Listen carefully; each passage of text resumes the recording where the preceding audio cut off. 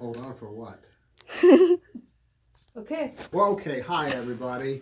I want to thank you for all coming out here today, and thanks, Annie, for asking me over here. My name is Gregg Sapp, and I am the author of this book, Fresh News Straight from Heaven, which is about the life and folklore of Johnny Appleseed. So, what's the deal, anyway, with Johnny Appleseed? Why do we remember him today? Johnny Appleseed's biographer, Robert Price, who wrote his autobiography in 1957, speculated when a folktale embodies a cherished ideal of the people, that its true worth no longer lies merely in dead facts that may have inspired it, but in the new, living, and creating force that has become in the present. I believe that the character of Johnny Appleseed and what he stands for has become one of those creative forces in the present. But why? What do you think of when you think of Johnny Appleseed? Do you think of a scruffy, vagabond horticulturist skipping through the forest primeval of Ohio, part mountain man, part hippie tree hugger, with a bag of seeds slung over his shoulder and a rotten tooth grin for every living creature that he encountered? Do you think of the image of Johnny Appleseed that's perpetuated in so many children's books of a kind, almost saintly, avuncular oddball who's sweet to children and loves animals and who preaches peace, love, and good neighborliness to everybody wherever he goes, kind of like a hobo Mr. Rogers? Or do you think of a howling lunatic, raging and spitting venom as he preaches a truly bizarre brand of evangelical Christianity to everybody within earshot? The kind of person that if you saw him walking down the street in your direction, you'd cross the street just to avoid him. Do you envision him as being filthy and bedraggled with bugs in his beard and crabs and lice crawling everywhere, smelling like rotten eggs, and dressed in tatters that don't even qualify as rags, with a mush pot on his head, kind of like a latter-day tinfoil hat? Just the kind of lunatic that if you made eye contact with him for half a second, you'd look away. And then in that one split second when your eyes met, he'd wink at you and you'd feel exposed.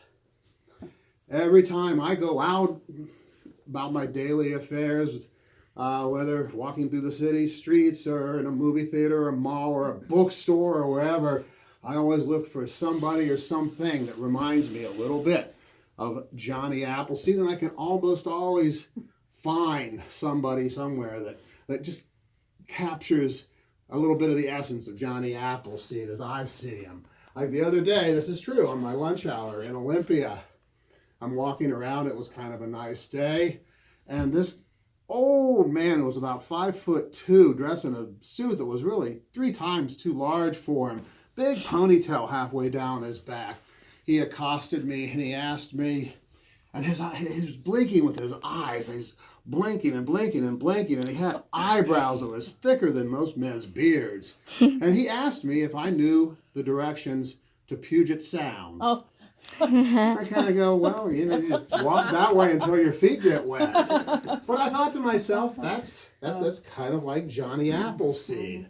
So I see little bits of Johnny Appleseed and things like bad haircuts or chewed fingernails or crooked posture or restless legs or wildly dilated pupils or unzipped flies or smarmy grins or noses blown onto sleeves or short attention spans or awful grammar or even worse etiquette. I even see a little bit of Johnny Appleseed in things like gasket earrings or ugly tattoos. God, there are so many ugly tattoos these days.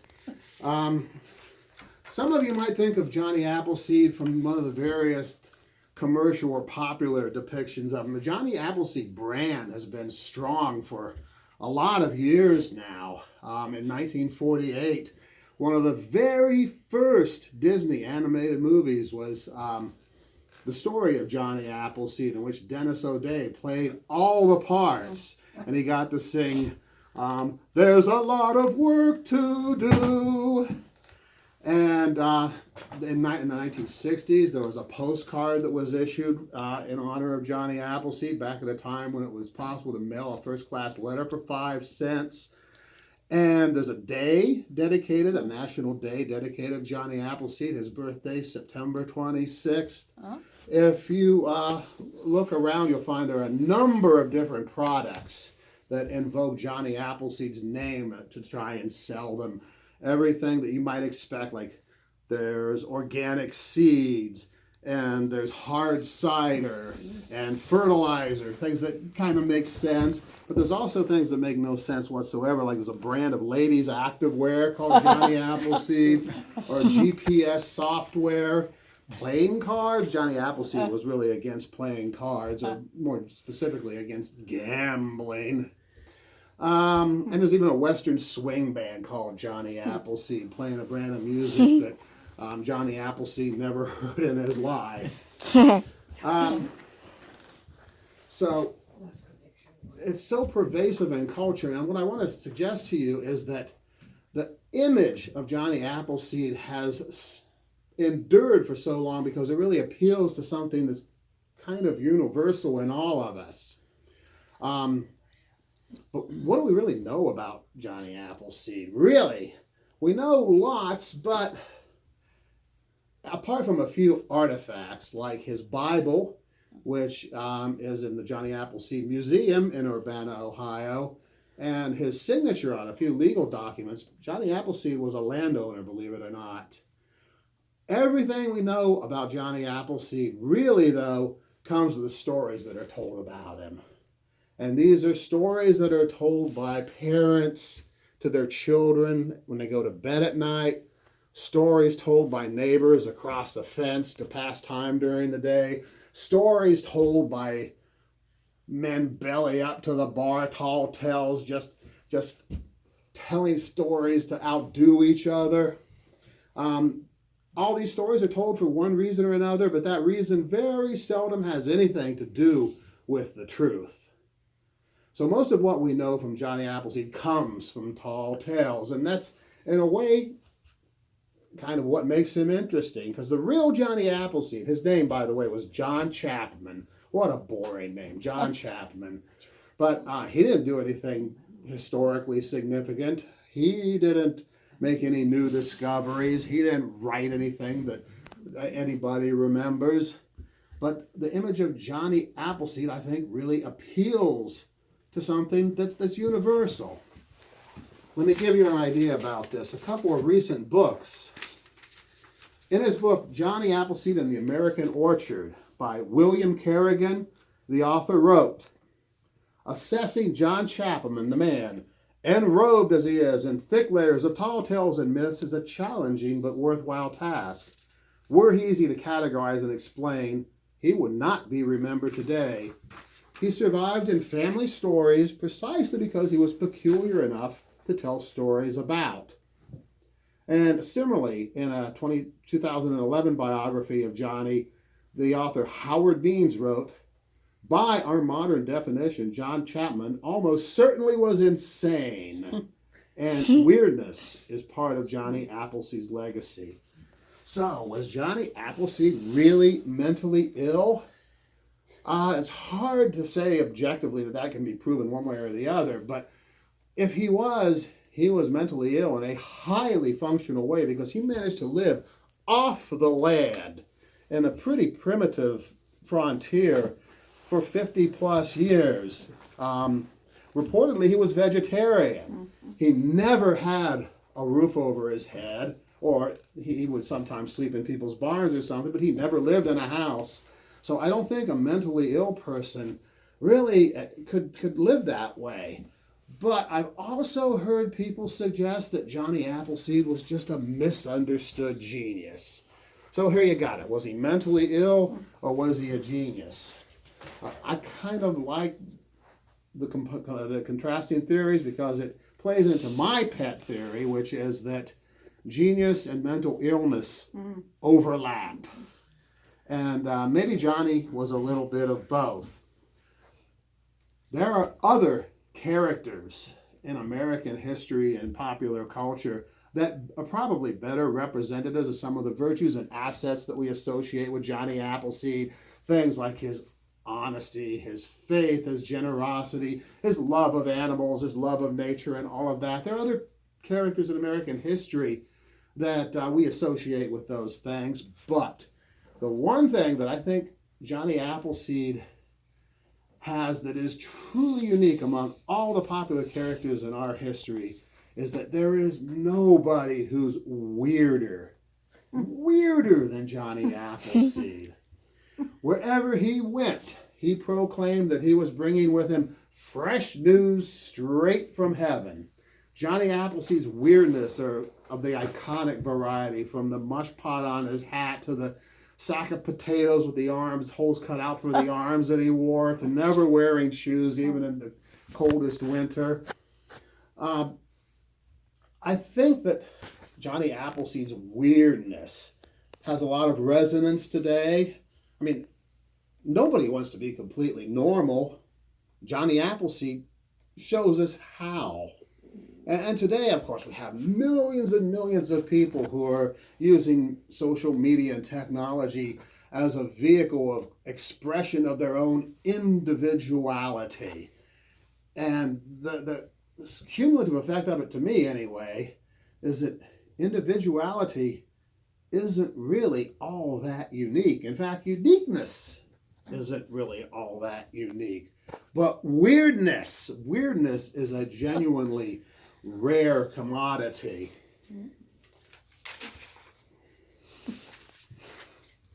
Johnny's brand of eccentricity was really unlike anybody else's. It's kind of ironic that people who are fiercely independent tend to identify themselves with whatever group or club they belong to, whether it's a cause or a community or a religion or a sports team or even whatever their lifestyle choices, even eccentricities that they have, like conspiracy theories or comic book geeks. No matter what your eccentricity, though, you can almost always find a kindred spirit, somebody else, whether it's the Sea Urchin of the Month Club or the Early Society for Barefoot Living. But Johnny Appleseed did not belong to any club. He did not seek isolation. He was pretty chatty, but he also was not uncomfortable with isolation, and he lived by himself almost his entire life. There's something I think that we can appreciate about that kind of weirdness, that kind of eccentricity, that kind of independence, vicariously through somebody like Johnny Appleseed. So along those lines, I picked a selection that sort of illustrates some of his virtues, but also underscores his essential weirdness. The scene is Newark, Ohio. It's the year 1807. Newark, Ohio, by the way, Johnny Appleseed said of Newark, Ohio, that it reminded him more of hell than any other place on earth. Johnny's particular complaint about Newark is that it had a real reputation for bawdiness and hooliganism, and Johnny just didn't really appreciate that. And Johnny's idea of hell, by the way, was not all fire and brimstone either. Johnny's idea of hell was that you live for all of eternity, committing the sins that you've always committed and living with the consequences, and you live with other sinners, and all the blessed people, the saved people go to God. So he kind of really did believe that hell was like Newark, Ohio. So I put him in Newark, Ohio. There is an actual, it's based loosely on an actual event, but it's the day of the big horse race in Newark, Ohio, and Johnny Appleseed has been asked to be the spotter in the horse race by virtue of the fact that he's the only person in town that doesn't have a wager on the outcome. The horses running in the final race are named Mojo, Horny, and Lulu. Okay, and here goes. The race starts. All around, bodies swarm the track, every person on his or her feet, some standing on chairs or sitting on friends' shoulders, and gawkers clung to even the most tenuous branches in every tree along the route. The late afternoon sun angled behind the starting gate, with 3 columns of light shining through, so that when the horses stepped into it, they cast elongated shadows onto the track. As the risers mounted their beasts, Reverend Copus hopped onto his platform, whispered, "Jesus have mercy," and raised the starter's pistol. The silent suspense was like waiting for the second coming. The shot unleashed a riot of cheering, a mob wave of body heat, and the thunder of marauding horse flesh. The horses ran like a 3-headed biblical beast in one body, racing to pull itself apart. Their strikes pummeled the dirt, trailed by a cloud of dust and gravel. The animals streaked by so fast that the only thing anybody could see was a muscular blur, as if the air itself were warped in the backdraft. It knocked some people over.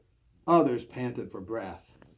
Around 10 seconds into the race, the horses stormed by the post marking the halfway point, but nobody could separate them clearly enough with naked eyes to tell which, if any, was in the lead.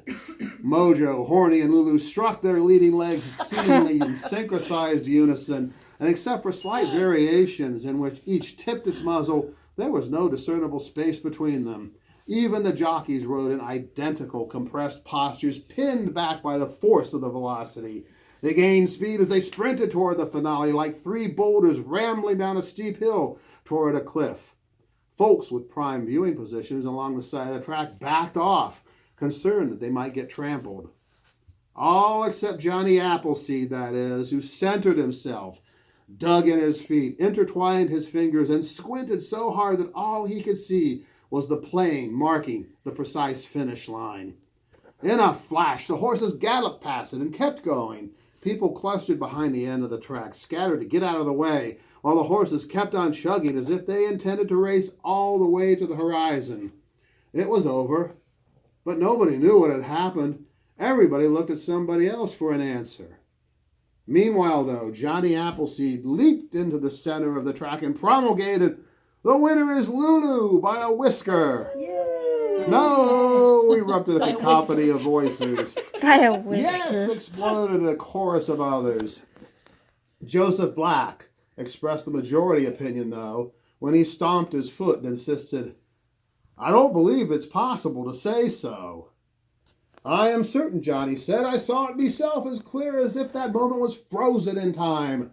Bring the horses to me and I will prove it to ye." It took a few minutes to turn around the horses, during which time people started recovering their senses of either indignation or triumph, whichever was the case. Sensing unrest, Reverend Copus stood next to Johnny, offering his visible support, even though he too doubted if it was possible that any mortal eye could have truly seen what had happened at the race's conclusion. Johnny waved at Dan Sapp. "Bring your Lulu horse over here. Stand her straight up. Lift her head. There," Johnny pointed. "Do y'all see that long whisker a-poking out from her left nostril? 'Tis the very one that crossed the finish line ahead of every other horse. That would be the exact margin of victory." It was true that Lulu had a stray whisker sticking straight out of her nostril, but it was only visible upon looking closely, almost certainly impossible to discern at full gallop. Some people began taunting, "Appleseed ain't of right mind. Maybe John the Baptist told him so.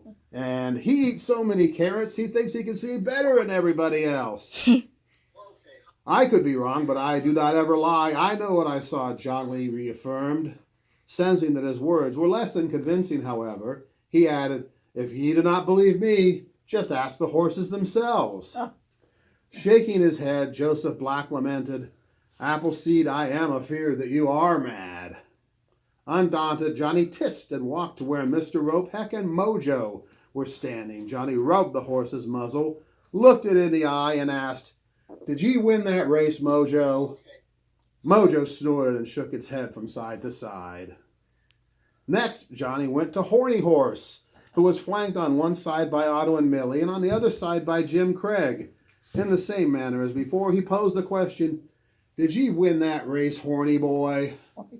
Horny blew air from both nostrils, shaking his head from side to side. Finally, Johnny marched up to Lulu and looked the beast in the eye. Now, Miss Lulu, did ye win that race?